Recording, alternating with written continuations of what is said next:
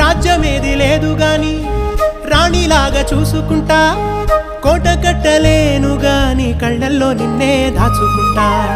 రాత ఎట్లా రాసి ఉన్నా ఆ మార్చి నీతో రాసుకుంటా.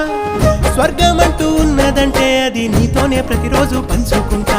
నిన్ను గన్న మీ నాన్న కన్నా అల్లారు ముద్దుగా సాదుకుంటా. నీకు కోపం వస్తే కొంత దూరం ఉంటా, నువ్వు గీత గీస్తే నేను దాటనంటా. కంట నీరు కంటి రెప్ప దాటకుండా కాటుకై కావలుంటా.